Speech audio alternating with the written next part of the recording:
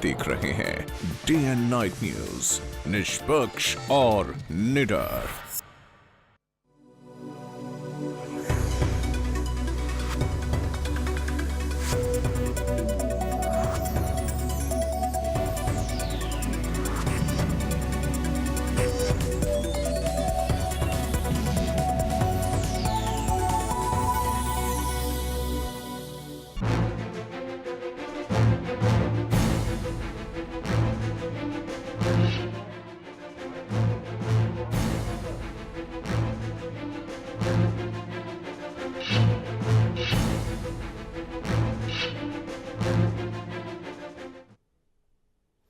Day and night news के खास bulletin चुनावी हलचल में आप सभी का स्वागत है। आगे बढ़ने से पहले एक नज़र अब तक की खास खबरों पर। हरियाणा में कल 10 लोकसभा सीटों के लिए मतदान डाला जाएगा। प्रदेश में कुल 16,224 मतदान केंद्र बनाए गए हैं, जहां पर लगभग 82,000 पोलिंग स्टाफ तैनात किया जाएगा। प्रदेश की 10 लोकसभा सीटों के लिए 230 उम्मीदवार चुनाव मैदान में हैं, जिनमें से 11 महिला उम्मीदवार शामिल हैं। आपको बता दें कि राज्य में कुल 1,60,96,980 मतदाता हैं, जिनमें महिला मतदाताओं की संख्या 73,80,149 है और पुरुष मतदाताओं की संख्या 87,16,831 है। इनमें से 12 एनआरआई मतदाता भी शामिल हैं। भाजपा में 8 उम्मीदवार, बसपा में 10, सीपीआई से 2, सीपीएम से 3, भारतीय राष्ट्रीय कांग्रेस से 10, इनेलो के 10, हरियाणा जनहित कांग्रेस के 2, गैर मान्यता प्राप्त पंजीकृत राजनीतिक दलों से 64 और निर्दलीय 121 उम्मीदवार शामिल हैं। हिसार संसदीय क्षेत्र में सबसे ज्यादा उम्मीदवार अपना भाग्य आजमा रहे हैं, जिनकी संख्या 41 है। इसी प्रकार से सबसे कम उम्मीदवार अंबाला व रोहतक संसदीय क्षेत्र में है, जहां से 14 उम्मीदवार चुनाव मैदान में हैं। पूरे हरियाणा में पुलिस होमगार्ड के 44,000 से ज्यादा कर्मचारियों की तैनाती की गई है। अर्धसैनिक बलों की 60 कंपनियां बुलाई गई हैं। फर्जी मतदान को रोकने के लिए प्रत्येक मतदान केंद्र पर एक बीएलओ की भी तैनाती कर दी गई है।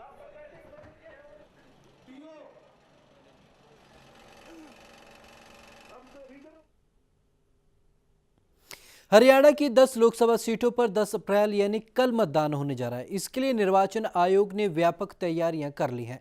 हरियाणा के मुख्य चुनाव अधिकारी कांता बालगत से हमारे संवाददाता कुलवीर दीवान ने इस पर खास बातचीत की। आइए देखते हैं मुख्य निर्वाचन अधिकारी कांत बालगत ने चुनावी तैयारियों पर क्या कुछ कहा। 10 अप्रैल को लोकसभा की 91 सीटों पर मतदान होना है और इसमें हरियाणा की 10 लोकसभा सीटें भी शामिल हैं। हरियाणा में निर्वाचन आयोग ने किस तरह की तैयारी की है, यह जानने के लिए इस वक्त निर्वाचन अधिकारी जो हैं हरियाणा के श्रीकांत बालगत वो हमारे साथ हैं, उनसे बातचीत करते हैं। बालगत साहब, किस तरह की तैयारी जो है वो की गई है और क्या व्यवस्था जो है वो रहेगी? हरियाणा में 16,244 पोलिंग स्टेशंस हैं। उसमें सभी जो कमीशन की हिदायत के अनुसार पोलिंग बूथ एस्टेब्लिश करने की पूरा तैयारी हो चुकी है। आज पोलिंग पार्टीज़ जो है सभी ज़िलों से हेडक्वार्टर से अपना मटेरियल लेते हुए पोलिंग स्टेशन तक पहुंच जाएंगे। शाम तक अपना पोलिंग बूथ सेटअप कर लेंगे और उसके साथ साथ कल मॉर्निंग 7 से लेके शाम को 6 बजे तक पोलिंग प्रोसेस चालू रहेगा। 7 बजे से पहले, 1 घंटा पहले, 6 बजे से 7 बजे तक मॉर्निंग में वो मॉक पोल करेंगे, पोलिंग एजेंट के सामने करेंगे और मॉक पोल करने के बाद 7 बजे के बाद उसका रेगुलर पोलिंग शुरू हो जाएगा। सिक्योरिटी की किस तरह की व्यवस्था की गई है? सिक्योरिटी, हाँ जी, सिक्योरिटी में देखो, इसको पोलिंग स्टेशन के लिए और इलेक्शन के लिए हमें 60 कंपनीज़ पैरामिलिट्री पहले मिले थे और एडिशनल 4 कंपनीज़ मिले हैं। 64 कंपनीज़ पैरामिलिट्री फोर्सेस के डिप्लॉयमेंट हो गए और उसके साथ साथ हरियाणा पुलिस ने 10 कंपनीज़, राजस्थान आर्म्ड कांस्टेबलरी, वहाँ से भी हमने लिए और उसका भी डिप्लॉयमेंट होगा। और स्टेट में रफली मैंने कहा था home guards and state Haryana police मिला के अराउंड 42,000 करीब मैन इसमें डिप्लॉयमेंट होगी। पहचान पत्र की यदि बात करें तो कौन कौन से ऐसे पहचान पत्र जो हैं मतदाता लेके जा सकते हैं जिनके जरिए वो अपनी वोट कास्ट कर सकें? इसमें जैसे हमने जैसे एपिक कार्ड, वोटर कार्ड जो होता है, उनको सभी से निवेदन है, पहले जिसके पास वोटर कार्ड है ज़रूर वोटर कार्ड तो लेके आ जाइए। उसके साथ साथ किसी के कारण किसी के पास वोटर कार्ड नहीं है, देन वोटर लिस्ट में उनका नाम है, तब अल्टरनेटिव डॉक्यूमेंट्स कमीशन ने 11 अल्टरनेटिव डॉक्यूमेंट्स लिए। उसमें हमने वेबसाइट में भी डाल रखे हैं। उसमें कुछ प्रमुख है, मैं बता रहा हूँ, जैसे फ़ोटोयुक्त ड्राइविंग लाइसेंस होता है, पैन कार्ड है, आधार कार्ड है आपकी, और बैंक और पोस्ट ऑफिस का स्टेटमेंट होता है जहाँ फ़ोटो लगी रहती है, और हमारा वोटर स्लिप हमने डिस्ट्रीब्यूट किया है उसमें भी फ़ोटो वोटर स्लिप है और तो 2-3 और डॉक्यूमेंट्स है। इसमें ये सभी डॉक्यूमेंट्स आप अल्टरनेटिव डॉक्यूमेंट्स के तरीके ले जा सकते हैं, लेके वहाँ उसको आइडेंटिटी प्रूव कर सकते हैं। सर इस बार टेक्निक का काफ़ी यूज़ किया गया है निर्वाचन विभाग द्वारा, तो किस तरह की सुविधा जो है वो मतदाताओं को मिलती रहेंगी और आप यहाँ बैठे बैठे किस तरह की सूचना जो है वो लाइव लेते रहेंगे? हाँ, इसमें देखो इस बार सुविधा में ऐसे हैं, जैसे हमने कहा था मतदाता को ये कहा था अपना डिटेल लेना है, वोटर डिटेल लेना था, तो हमारे एक नंबर है, नंबर आपको अभी उपलब्ध करा दूंगा। उस नंबर में एसएमएस भेजना होता है, VOTHRY करके अपना एपिक कार्ड नंबर है, तो वो एसएमएस भेजेंगे, उसका वोटर डिटेल उसको एसएमएस में द्वारा आ जाएगा। उससे ना अपना बूथ का पहले भी उनके पास होता है, in case he want to doubly insure करना चाहते हो वो डिटेल उनको मिल जाएगा। हमारे वेबसाइट पे वेब सर्च करके भी देख सकता है लिस्ट में मेरा नाम है या नहीं है और मेरा बूथ कहाँ आ रहा है, लोकेशन वगैरह वो देख सकता है। और इसके साथ साथ पोलिंग के दिन हमारे वोटर को ये रहता है किसी बूथ में किसे परसेंटेज और किसी पार्लियामेंट्री कंस्टिट्यूंसी में कितना परसेंटेज वोट हो गया और कितना वोटर हो गया, उसके भी हमने अपना electharyana.nic.in करके वेबसाइट है, वहाँ भी जा सकते हैं और CO हरियाणा वेबसाइट भी जाके लिंक दे रखा है, वहाँ पे क्लिक करके उसको देख सकता है। हमने इसके साथ साथ दो non CAPF major means paramilitary forces के अलावा भी कुछ मेजर्स हमने लिए, वीडियोग्राफी की है, लोकेशंस हैं और माइक्रो ऑब्जर्वर लगा है और हमारा स्टिल कैमरा भी लगे हुए हैं स्टेट में, प्लस वेबकास्टिंग में लाइव वेबकास्टिंग रफली अराउंड 970 करीब लोकेशन पे हमारा वेबकास्टिंग रहेगी। और वेबकास्टिंग का भी हमने अपना वेबसाइट पे CO हरियाणा वेबसाइट पे लिंक दिया है, वहाँ भी वेबकास्टिंग क्लिक करते आप अपना कौन सा डिस्ट्रिक्ट चूज़ कर सकते हैं, उसके बाद अपना पोलिंग बूथ चूज़ करके अपना लाइव वेबकास्ट भी देख सकते हैं। सर संवेदनशील या अति संवेदनशील जो मतदान केंद्र होंगे उनकी पहचान हो पाई है क्या और कितनी है? अराउंड रफली 3100 के करीब संवेदनशील हाइपर सेंसिटिव वगैरह हैं स्टेशन से पूरा स्टेट में। उसको डिस्ट्रिक्ट लेवल पे क्राइटेरिया के कमीशन की क्राइटेरिया के बेस पे और हिस्ट्री बेस पे, हिस्ट्री का लोकेशन की हिस्ट्री की देखते हमने आइडेंटिफाई कर चुका है। इस बूथ पे अपना खासकर सेंट्रल पैरामिलिट्री फोर्सेस का डिप्लॉयमेंट हम रखेंगे और यहाँ ये रखेंगे कोई किसी तरह की anti social element, law breakers कोई इसमें बाधा न डालें। सर चुनाव आचार संहिता या फिर और भी तरह की निगरानी जो चुनाव आयोग ने रखनी होती है वो रखने के लिए किस तरह से फील्ड में मूव करती रहेंगी टीमें? देखो पहले से 5 मार्च से हमारा मॉडल कोड ऑफ कंडक्ट लगा हुआ है। अभी ये सभी असेंबली में 3-3 फ्लाइंग स्क्वाड टीम सभी है और वीडियो सर्वेलेंस टीम भी अभी चल रहा है। आज और कल भी वो मूवमेंट करती रहेंगे। उसका मेन काम ये रहेगा जो भी कोई भी पार्टी कैंडिडेट इंड्यूसमेंट जैसे लीकर है, मनी है और एनी काइंड की तरफ से कोई इंड्यूसमेंट करने की कोशिश करता है उसके ऊपर कड़ी नज़र रहेगी। जहाँ भी इंफॉर्मेशन मिलेगा और हमें भी मिलेगा और पब्लिक से भी मिलेगा उसको उसके ऊपर तुरंत हम रिएक्ट करेंगे, करते हुए उसको सीज भी करेंगे और कानूनी की प्रक्रिया के साथ कार्रवाई करेंगे। सर क्या इस बार नया क्या रहेगा जो पहली बार लोकसभा में निर्वाचन आयोग की तरफ से जो सुविधा जो है?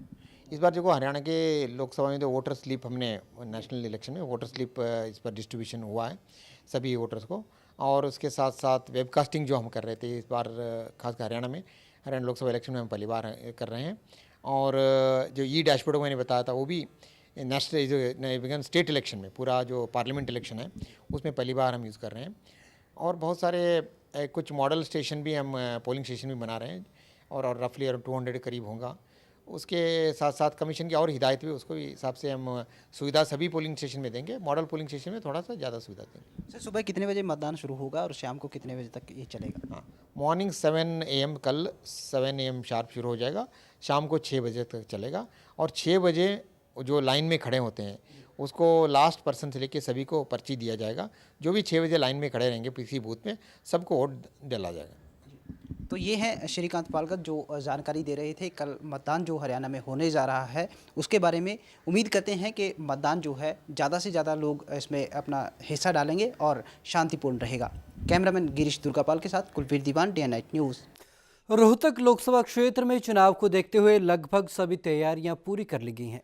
चुनावों के मद्देनजर सुरक्षा के कड़े इंतजाम किए गए हैं। साथ ही ईवीएम की अच्छी तरह से जांच करने के बाद सभी मतदान केंद्रों पर भेज दी गई हैं। मतदान की प्रक्रिया कल सुबह 7 बजे से शुरू हो जाएगी। रोहतक लोकसभा संसदीय क्षेत्र के चुनाव अधिकारी अमित अग्रवाल ने बताया कि सुचारू रूप से मतदान संपन्न कराने के लिए 1600 से अधिक मतदान केंद्र बनाए गए हैं। रोहतक जिले में 730 मतदान केंद्र हैं और इस चुनाव में 15.5 लाख से अधिक मतदाता अपने मताधिकार का प्रयोग करेंगे। मतदान को शांतिपूर्ण और निष्पक्ष ढंग से संपन्न कराने के लिए मतदान केंद्र की 100 मीटर परिधि में मोबाइल, वायरलेस और कॉर्डलेस रखने पर भी पाबंदी रहेगी। परसों 10 अप्रैल को रोहतक लोकसभा क्षेत्र में 1600 से ऊपर हमारे लगभग मतदान केंद्र होंगे और उसमें 15.5 लाख के आसपास मतदाता अपने मत के अधिकार का प्रयोग कर सकेंगे। और जहां तक रोहतक जिले का संबंध है, यहाँ पर लगभग हमारे 730 बूथ हैं और इन 730 बूथ के करस्पॉन्डिंग जो है 418 लोकेशन बनती हैं। तो 418 लोकेशंस में से लगभग 100 के आसपास लोकेशन हैं जिन्हें संवेदनशील या अति संवेदनशील घोषित किया गया है और इन सभी लोकेशंस पर, इन सभी 100 लोकेशंस पर सेंट्रल पैरामिलिट्री फोर्स की जो है प्रेजेंस रहेगी। इसके अलावा वीडियोग्राफर भी होंगे और 150 से ऊपर बूथ्स पर, लोकेशंस पर हमने माइक्रो ऑब्जर्वर भी लगाए हैं और इसके अलावा हमारे मजिस्ट्रेट्स होंगे, 60 के आसपास पेट्रोलिंग पार्टीज होंगी, फ्लाइंग स्क्वाड होंगे। तो इस तरह से तमाम इंतजामात जो है प्रशासन ने किए हैं, किसी प्रकार की जनता को असुविधा का सामना ना करना पड़े। इस बार लोकसभा चुनाव के लिए मतदान का समय 2 घंटे बढ़ा दिया गया है।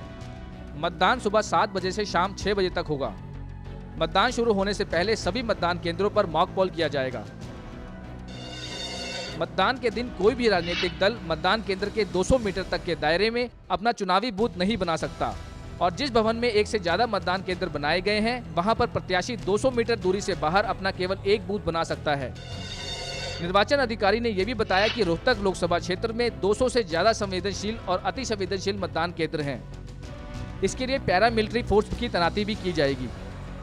रोहतक से सुरेंद्र सिंह के साथ Manoj Rathi, day and night news.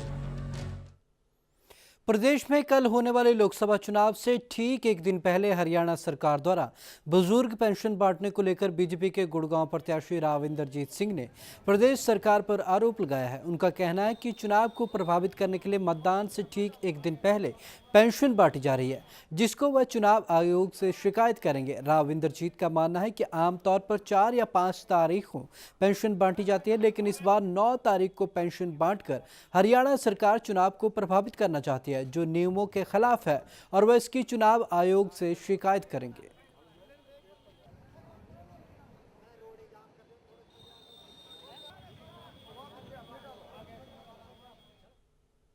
आम आदमी पार्टी ने जिन 5 मुद्दों के खिलाफ आप पार्टी को बनाया था, वो सभी 5 मुद्दे आज आम आदमी पार्टी में शामिल ही नहीं हैं। ये कहना है नेशनल काउंसिल के मेंबर रहे अश्विनी उपाध्याय का। उन्होंने आम आदमी पार्टी पर ये आरोप चंडीगढ़ में आयोजित एक प्रेस वार्ता के दौरान लगाए। भ्रष्टाचार, अपराध, जातिवाद, परिवारवाद, सांप्रदायिकता जैसे मुद्दों के खिलाफ बनाई गई आम आदमी पार्टी में आज ये सभी मुद्दे शामिल हैं, जिसकी मुखालफत करते हुए नजर आए हैं अश्विनी उपाध्याय, जो कि कभी आपकी नेशनल काउंसिल के सदस्य हुआ करते थे। अश्विनी उपाध्याय ने आरोप लगाया है कि फोर्ड फाउंडेशन से जो आम आदमी को फंड आता है, वह फंड जाता कहां है और उसकी जांच क्यों नहीं होती। यही नहीं, इन्होंने इसमें मनीष सिसोदिया का अहम रोल होने की बात भी कही है। मेरे को तो पहले से ही पता था कि अरविंद मनीष सिसोदिया को फोर्ड फाउंडेशन देता है, योगेंद्र यादव को देता है, मेधा पाटेकर को देता है, मीरा सान्याल को देता है, ये सबके अपने अपने एनजीओ को पैसा देता है। तो मैं ये अरविंद से ये कह रहा था कि भाई इसकी जांच तो होनी चाहिए ना। केवल 2% लोग रिटर्न फाइल करते हैं, जितने फोर्ड फंडेड लोग हैं, 98% अपना सारा पैसा खा जाते हैं। तो मैं अरविंद से कह रहा था, आप सबकी एसआईटी की जांच मांग करते हो, हमारे कहने पर तो कोई कराएगा नहीं। आप एक पब्लिक फिगर हो, अगर आप एक सेंट्रल गवर्नमेंट से डिमांड कर दो कि भाई इसकी जांच होनी चाहिए, तो जांच शायद हो जाएगी। कोई संस्था बनती है, उसके बाद पैसा आता है ना। लेकिन यहाँ क्या हुआ, उनको 2005 में 44 लाख रुपए मिल गए, 2006 में 32 लाख रुपए मिल गए और संस्था रजिस्ट्रेशन हुआ 2007 में। ऐसा क्यों? फोर्ड फाउंडेशन इतना मेहरबान क्यों है भाई?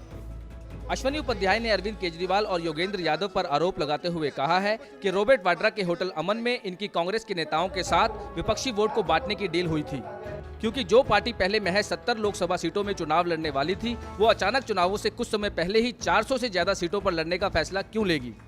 यही नहीं, उन्होंने सीटों को लेकर टिकट को बेचने की भी बात भी कही। फॉर्म भरवाया था केवल आंखों में धूल झोंकने के लिए। बेचारे ईमान 11,000 लोगों ने अप्लाई किया था। मैं उस टीम का हिस्सा रहा हूँ। 11,000 लोगों ने अप्लाई किया फॉर्म, उनमें से किसी को नहीं मिला। टिकटों को लेकर बेची भी गई है, ऐसा भी कुछ? हाँ, अभी यूपी में एक स्टिंग आया, उसमें 5 सीटों पे तो मिश्रिक हुआ और आपके सीतापुर हुआ, मोहनलालगंज हुआ, 5 सीटें थी, जिसमें स्टिंग में पाया गया कि हाँ 25-25 लाख की सीट बिकी। कल मेरे पास सस्पेंशन लेटर आया, तो उसमें यह लिखा हुआ था 2 तारीख को आपको शोकॉज नोटिस दिया हुआ है। आज तक मेरे को सौगात नोटिस नहीं मिला, मेरे को सस्पेंशन लेटर सीधे मिला, उसमें झूठ बोल दिया कि आपको तो नोटिस दिया हुआ था। तो पूरा झूठ है, पूरे झूठ के कहानी पे चल रहे हैं। इनका काम केवल सत्ता पाना है, व्यवस्था परिवर्तन से कोई लेना देना नहीं, भ्रष्टाचार से कोई कितने लेना। लोग हैं आपके साथ? हमारे साथ 70 लोग हैं, 300। आप क्या, आपका आगे का क्या रहेगा? आगे का अभी हम देश में भ्रमण करेंगे, कल जयपुर जा रहे हैं, फिर रायपुर, भोपाल, मुंबई, हर एक जगह जा जाके हम सारी राजधानियों में जाके अपनी बात रखेंगे। इसी दौरान अश्विनी उपाध्याय ने उन्हें पाकिस्तान से धमकी मिलने की बात भी कही है और आम आदमी पार्टी के खिलाफ कई सवाल खड़े किए हैं। आम आदमी पार्टी में जो है अब करप्शन जो है वो बढ़ गई है और उनको काफ़ी दिन से यहाँ का पता था, लेकिन आज जो है उन्होंने यहाँ पे सबके सामने जो है इस चीज़ को उजागर किया है। फिलहाल अब देखना ये होगा कि आम आदमी पार्टी के जितने भी इन्होंने आरोप लगाए हैं वो बेबुनियाद हैं या सच है। चंडीगढ़ से कैमरामैन गिरीश दुर्गापाल के साथ Manoj Rathi, day and night news. Chandigarh में कल लोकसभा चुनाव होने जा रहे हैं और उससे एक दिन पहले अभिनेता अनुपम खेर ने स्वर्गीय कॉमेडियन जसपाल भट्टी की पत्नी सविता भट्टी से मुलाकात की। तो सवाल ये उठता है कि चुनाव से एक दिन पहले ही अनुपम खेर को क्यों याद आए जसपाल भट्टी। हालांकि अनुपम खेर ने इस मुलाकात को सिर्फ पारिवारिक बताया है।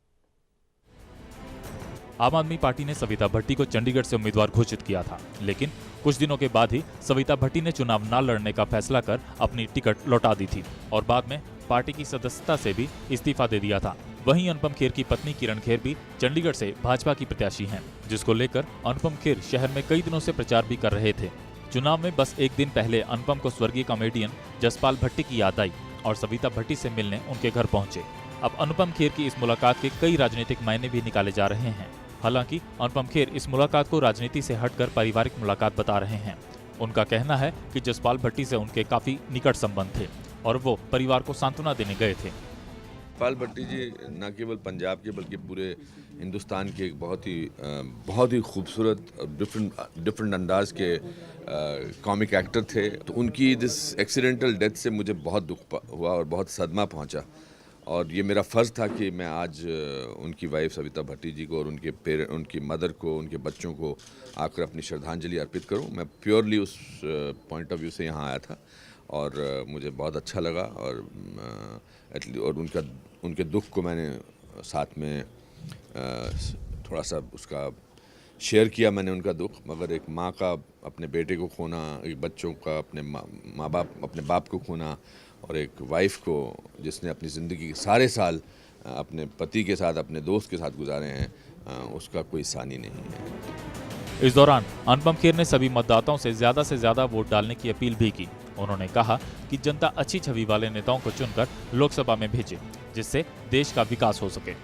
बिल्कुल पॉलिटिकल मीटिंग नहीं है, बिल्कुल मुझे पता था कि शायद आप इसका इंटरप्रिटेशन दिया जाएगा, मगर क्योंकि मैं पहली बार चंडीगढ़ में 2-3 दिनों के लिए कुछ नहीं कर रहा था और ये मेरा फ़र्ज़ था मुझे आके मिलना। मैं इससे पहले जब भी आया था तो मुलाकात नहीं हो पाई।